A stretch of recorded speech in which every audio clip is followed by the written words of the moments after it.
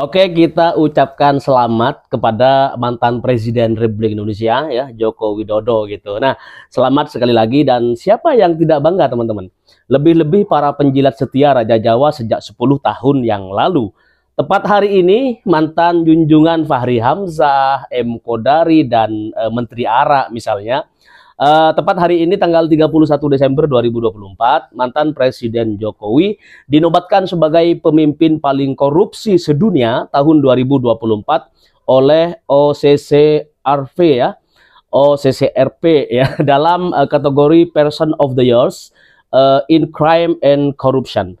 Adapun nominasinya teman-teman adalah sebagai berikut. Yang pertama itu ada nama William Ruto, Presiden Kenya ya. Kemudian di nominasi nomor 2, langsung di urutan nomor 2 nih, Joko Widodo, Presiden of Indonesia, Presiden Indonesia gitu. Nah, kemudian yang ketiga ada Bola Ahmed Tinubu, Presiden Nigeria. Kemudian ada Sheikh Hasina, seorang menteri di negara Bangladesh ya. Kemudian ada Gautam Andani, seorang pebisnis asal India. Nah, ini adalah 5 sosok pemimpin negara atau orang yang berpengaruh di sebuah negara gitu kan, yang masuk kategori Person of the Years in Crime and Corruption.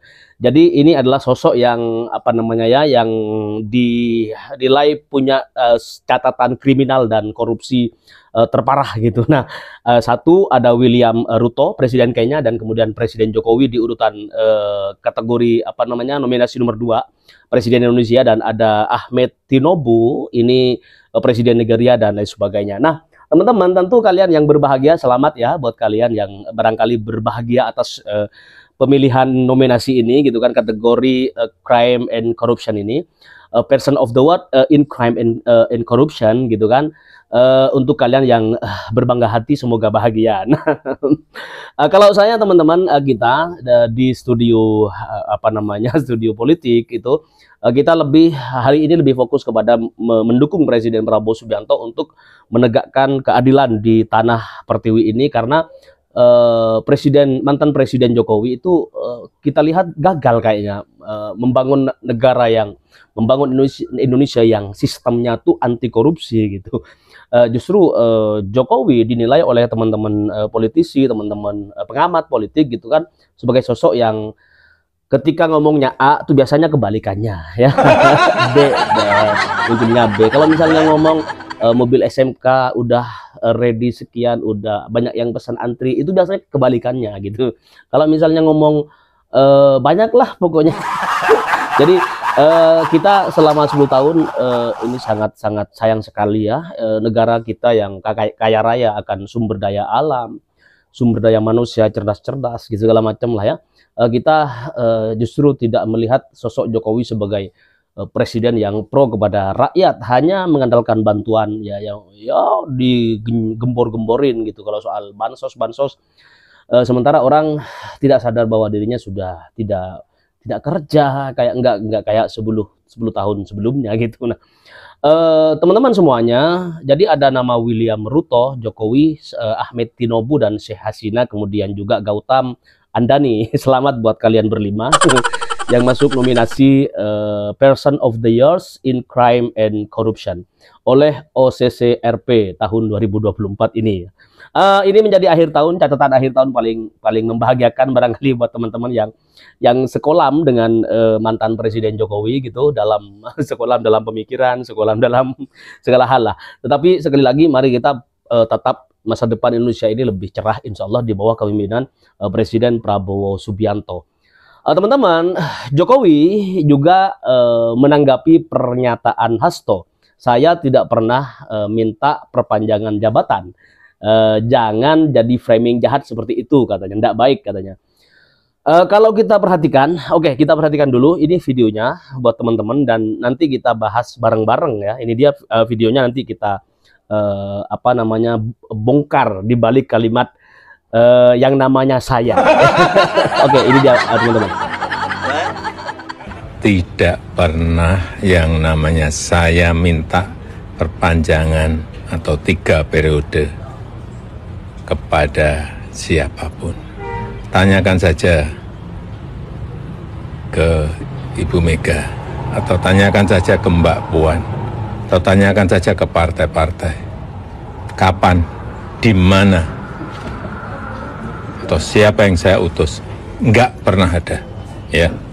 Jangan menjadi framing jahat seperti itu, enggak baik. Selalu berbasis atau parameternya adalah apa yang dilakukan oleh Presiden sebelumnya, Presiden Jokowi itu yang selama tahun atau bulan-bulan terakhir dikenang sebagai orang yang rakus kekuasaan. Kan itu yang menunjukkan bahwa publik masih mengingat atau bahkan makin mengingat apa yang terjadi sebetulnya selama periode Presiden Jokowi memerintah 10 tahun. Dan PDIP yang pertama kali menunjukkan bahwa beliau memang rakus kekuasaan tuh. Jadi itu yang harus kita perhatikan hari-hari ini. Dan banyak istilah yang dipakai tentang kripto otoritarianisme atau proto-feudalisme, semua hal yang kita dulu pernah pelajari dalam teori politik atau teori-teori sosiologi akhirnya dipakai untuk melabeli pemerintahan Presiden Jokowi itu. Saya baru baca artikel ditulis oleh teman saya Dr. Sukidi di majalah Tempo. Dia memberi judul otoritarianisme berjubah demokrasi itu. Satu keterangan yang bagus untuk melihat perilaku atau habits of the heart dari Presiden Jokowi, yaitu dia seolah demokrasi atau bahkan seolah-olah sederhana, tapi di dalam otaknya itu ada semacam keculasan politik yang akhirnya dibaca oleh PDIP itu bahwa itu ada keculasan. Jadi kita menghubungkan juga evaluasi akhir tahun ini dengan basis keterangan dari Dr. Sukidi yang akhirnya menemukan semacam ya istilah yang cukup enak diucapkan karena dengan mudah dimengerti oleh publik, yaitu otoritarianisme berjubah demokrasi. Nah, jubah itu yang terlihat di luar, sementara tubuhnya itu yang ditutupi oleh jubah demokrasi. Dan itu yang kita sebut sebagai upaya untuk memperlihatkan bahwa Indonesia ada banyak lembaga institusi demokrasi, KPU, Mahkamah Konstitusi, tetapi itu cuma institusinya. Sementara nilai di dalam institusi itu adalah otoritarianisme. Karena Jokowi, presiden 2 periode itu, sekarang dia secara terbuka dan tegas membantah bahwa dia pernah minta panjangan jabatan menjadi 3 periode. Dan sekali ini dia bahkan menantang, katanya dia mempersilahkan untuk ditanyakan kepada Ibu Megawati maupun Puan Maharani. Soal ini menjadi wacana saya kira yang sangat menarik di akhir tahun ini, karena beberapa waktu terakhir ini kan setelah KPK menetapkan Sekjen DPP PDIP Hasto Kristianto sebagai tersangka, ini dia secara terbuka menyatakan bahwa ini merupakan pembalasan dendam, meskipun bahasanya tidak seperti itu, tapi dia menyatakan bahwa ini karena dikaitkan dengan ada seorang yang marah karena ketika dia minta 3 periode itu ditolak oleh PDIP. Inilah yang kemudian direspon oleh Jokowi bahwa dia tidak pernah meminta seperti itu, dan nggak seperti biasanya. Kali ini jawaban Jokowi itu tidak pendek-pendek, tapi lumayan panjang untuk seorang ukuran Jokowi. Dan dia itu menyatakan bahwa minta agar framing jahat itu dihentikan. Tidak pernah yang namanya saya minta perpanjangan atau 3 periode kepada siapapun. Tanyakan saja ke Ibu Mega, atau tanyakan saja ke Mbak Puan, atau tanyakan saja ke partai-partai, kapan, di mana, atau siapa yang saya utus. Enggak pernah ada, ya. Jangan menjadi framing jahat seperti itu, enggak baik. Jadi sekarang dia menantang, ya silakan tanya kepada Ibu Megawati dan kepada Puan Maharani. Soal ini sebelumnya disampaikan oleh Hasto setelah 2 hari dia dinyatakan sebagai tersangka. Ketika muncul berbagai intimidasi agar tidak dilakukan pemecatan terhadap sosok yang memiliki ambisi kekuasaan sehingga konstitusi pun sepertinya mau dilanggar dengan perpanjangan masa jabatan 3 periode ataupun perpanjangan masa jabatan itu. Maka demi konstitusi Ibu Mega kokoh berdiri menjaga demokrasi.